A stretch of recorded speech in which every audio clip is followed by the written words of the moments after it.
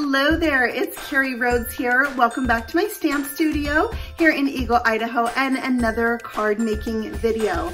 This is episode 4 of my Tiny Gingerbread Stamp Set of the Month series by Fawn.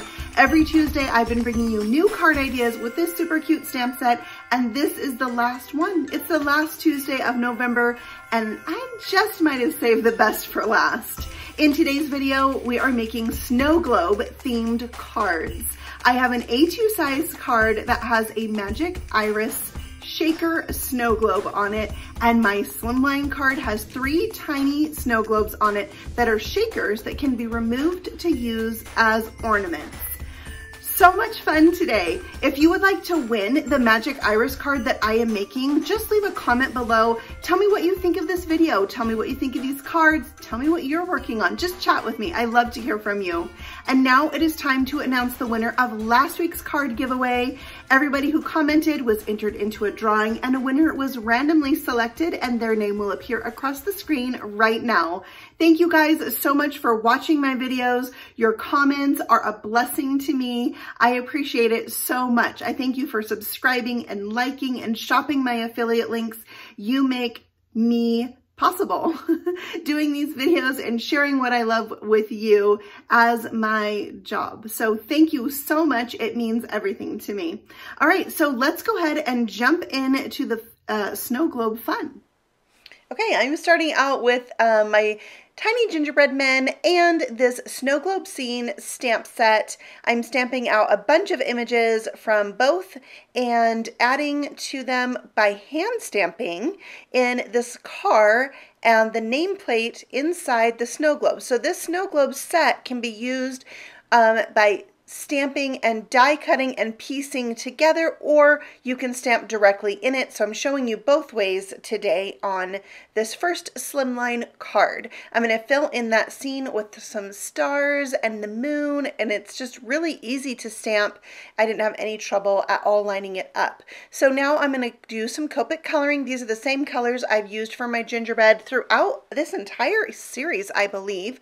So my lightest is E11, my darkest is E15, and my mid-tone is E13, and I'm going to color the gingerbread house with the same exact colors, and just coloring kind of in traditional colors this time. And I'm a sucker for traditional Christmas colors. But I've also had fun playing with color in my Christmas cards this season and making different color combinations. It's been really fun.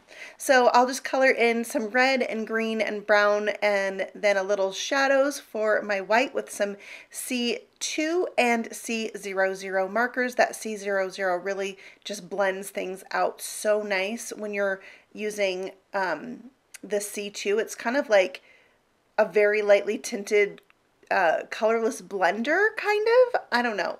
I like the look that it gives. All right, so I'm coloring in the Christmas tree with some green and then a yellow star, and then I took all of my reds, so my light, my medium, and my dark, and I'm going to color each of the little bulbs on that tree a different tone of red. So it just kind of is a different way to color this tiny image, but get all the shades of red in there, and I really like how that looks. All right, so then we'll color in the snow globe that's all stamped. I'm not going to do any die cutting and paper piecing of this globe. This will just be stamped, and I think it's really cute with that little car and the Christmas tree on top.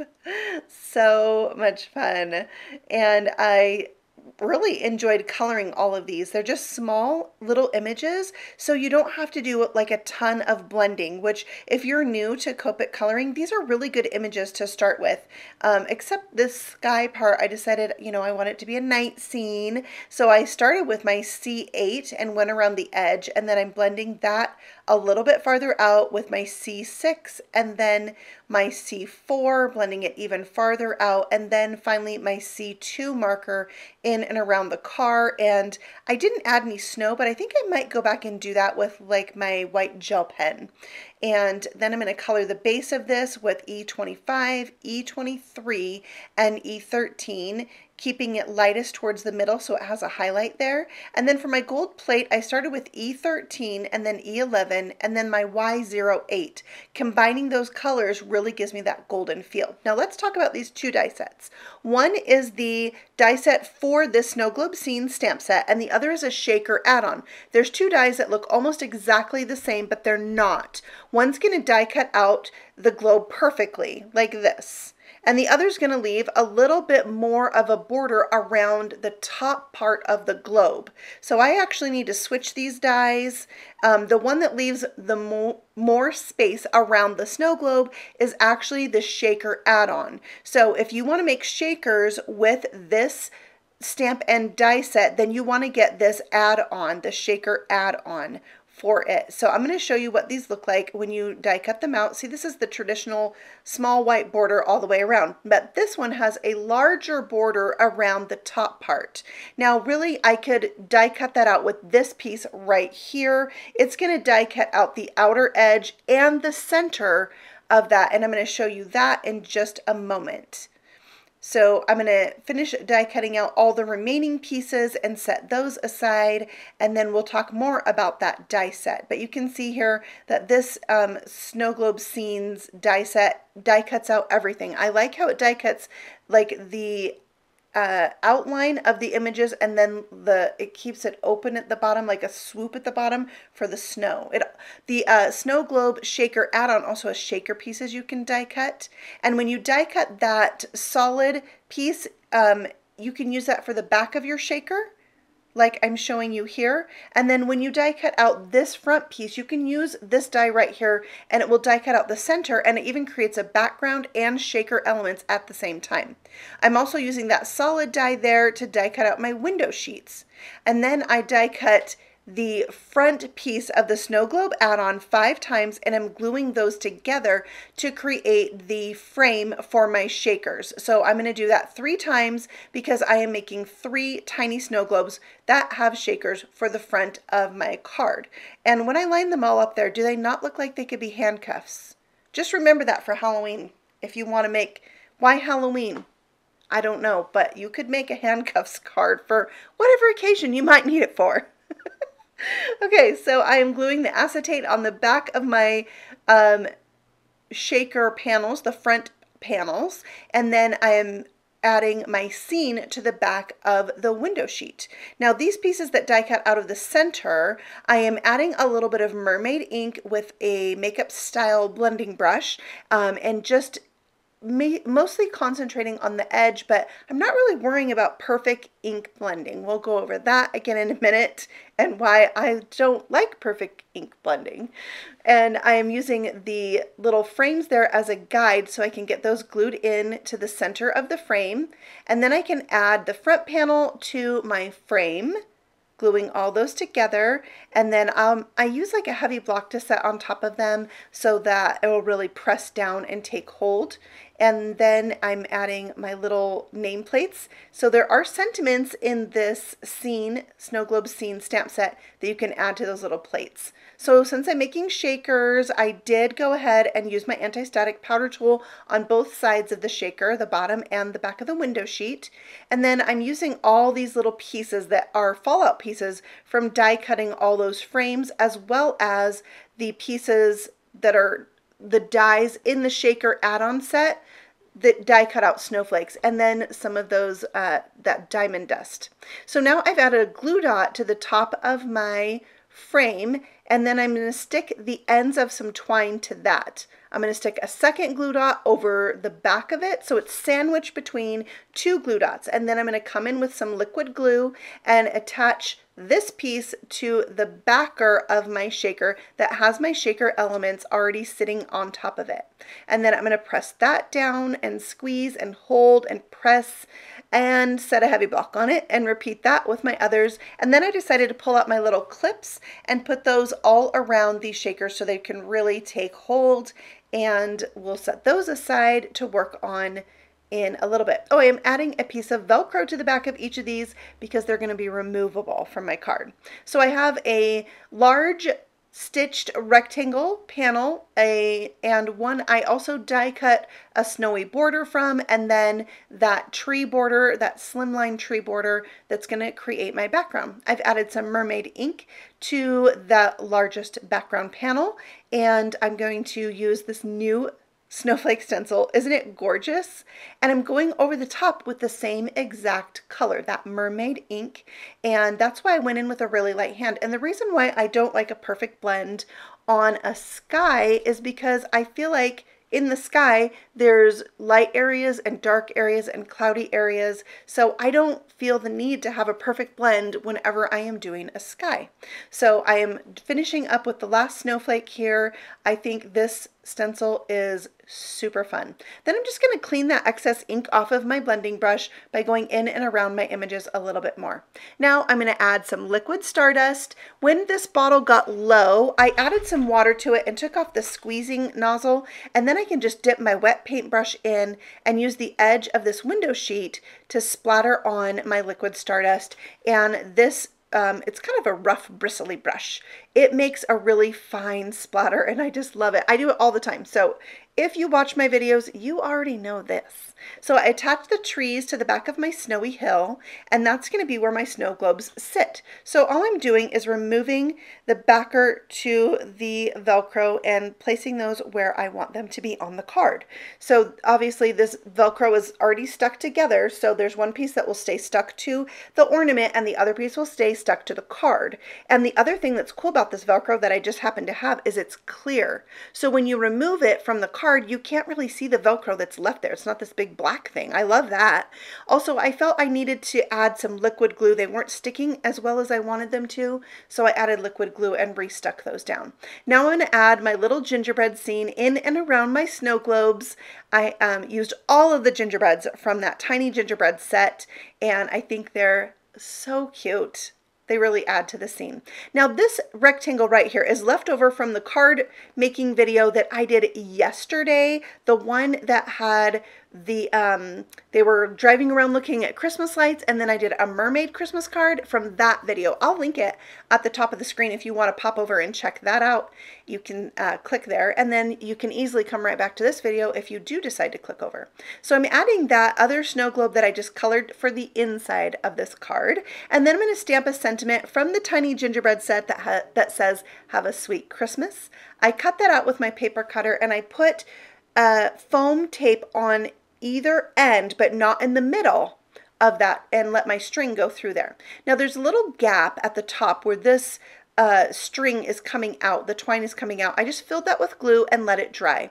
I'm using 2 different stamp sets here to embellish my little ornaments. I have the holly from A Creature is Stirring, then I'm going to glue to the top of the ornaments on the end, and then the bow is from Christmas Dreams. I'm going to add that to my little ornament in the center. And I think these are so fun to have them decorate your card, but then have it be something that's removable that you can peel off and use on your tree as just like a card and a gift in one. I love it. I love it so much. So I'm adding some more of those snowflakes in and around the scene that came from the Snow Globe Shaker add-on. I still have a ton left. My daughter said, "Why don't you make a shaker card with these, Mom?" And I said, I did. I made 4 shakers with them, and I still have a ton left. So they make a lot. All right, I'm adding white gel pen to these images, but can you believe this? I totally forgot to use white gel pen on the images that are on the inside of my shaker. You know I'm going to be sad about that for a long time. Yeah, but I'm just going to go ahead and add it here, and that will finish up this card. I say this every time. I love how this turned out. Like, I'm so pleased with this card. I'm going to send it to myself. And now it's time for card number 2, the Magic Iris. Here's the Magic Iris die set. You need to die cut 3 of these large rings, 3 of these balloon pieces, 3 of these strip pieces, 1 of those little rounded tabs, and 1 With that gear piece, you're going to die cut from one of the circles. I die cut an extra circle and also one from Fun Foam. And now I have the Magic Iris Snowglobe add-on. I die cut 2 of those. I die cut the nameplate. I die cut the little ridged pieces, and I die cut some of the snowflakes. And now I'm going to ink blend on top of these just like I did for the background in my first card. So using that mermaid ink and a makeup style blending brush and not worrying about getting a perfect blend. And now I'm bringing in the snowy sky die to go over the top of these images or die cuts. So the stenciling will be darker than what I laid down on the background, and it looks like that. And then of course some liquid stardust on all the things because I love the shine and the shimmer. It just looks so good with snow, especially a snowy scene. So here are the images I stamped and die cut for this card, and I colored them and I die cut them out using the same exact markers I did before, plus I did a few candy canes from that A Creature is Stirring stamp set. Now I'm going to stamp on the front of one of the snow globes with my Over the Mountains stamp set. I used my little gingerbread scene inside the circle there to help me line up the line of the snow on this image. And then I colored that, and I'm going to find the coordinating die and die cut that out. I only need the bottom half. That's going to layer over the top of my ink blended piece, just like that. All right, so here's the piece I die cut with that gear, and then I'm going to put my balloon shaped pieces in. The tabs go in the slots, and then I have some washi tape I'm going to use to hold those in place. I saw this tip on a few different card maker videos, I think by Maureen Simon. Yeah, and then I'm going to use 3/16 of an inch glue dots. That's a very important tip. You want that size to go over the little X's in these balloon shapes. That's going to hold these in place. And so what you're going to do now is take another of the rings and stick that down to those glue dots. Press that into place, and then I can kind of shimmy that washi tape out and reattach it so it's holding all the pieces together again. So it's holding those little balloon shaped pieces in. We don't want them to move just yet. Next, I'm going to use some tape runner. Have you ever seen me do that? Not very often, I have to say. So those are going to get lined up on the back. You can see there's a little perforated notch. That is where you're going to stick them. It shows you where to stick them, and you just line up the curve of that strip with the curve of the circle, lining it up inside that notch. So you have 3 here. And now we're going to attach the mechanism that moves the Magic Iris, putting adhesive on about 3/4 of it. You're going to put it right next to one of those strips, lining it up with the circle, and then we're going to put adhesive on all 3 of those tabs that are hanging out like that. We're going to take our 3rd circle and add that and fold those little tabs in. Now you want to fold them in very gently. We don't want them to be a tight fit. It needs to have a little bit of room to move. And now I can take off all my washi tape. We don't need that. And then we're going to fold in those little tabs that hang out the back side. Now this is kind of hard to move around when it's like this because it doesn't have anything it's stuck to, but I just wanted to give it a little test run because why? This is the first Magic Iris I have ever made just for you guys. All right, I had a leftover piece that I had from die cutting the snowy scene from the first card, so I attached that to a piece of printed paper from the Lawn Fawn paper pack. It's new for Christmas. And then I attached my little background using my snow globe as a guide, and then my gingerbread panel. And now I'm attaching a 4th circle to the back because this needs to attach to something. Like you could attach it right to the card base instead of adding this 4th circle, but I needed something to attach my window sheet to. So that's why there's a 4th circle. So I attach my window sheet, and then here's my foam piece that I die cut with that same circle, and I'm removing a little bit from the edge and a little bit from the inside so it's a tiny bit smaller. My foam had adhesive on the back, so I peeled that off, stuck it to the back of my window sheet, and now I'm going to put adhesive on the front side of this iris piece, and that will become attached to my snow globe. So I'll stick those together, and then I'm going to put my scene on and start creating my shaker. So you can see I've already put glue on my fun foam. I'm gonna let that set for just a minute. Let that glue set up while I put my shaker elements in and my foam squares on, which needed to be doubled up in order to meet the height of that rest of that shaker. And then I can stick that down right over my little shaker scene. Next, I'm going to add the brown part to my snow globe, the wooden part. All I did was partially die cut the snow globe, and then I can cut right on that stitched line and then add these extra elements that have the like little dashed lines in them for detail over the top. And then I have the arrow piece that I added to the moving part of the mechanism. I saved that arrow, colored it with my Copics, and then just dropped it into place with my tweezers. Oh my gosh, it's so cute. And now this one also has a nameplate. I'm using the same color combination to color that, and then stamp Joy to You, and that's gonna go right in the center there of that wooden piece.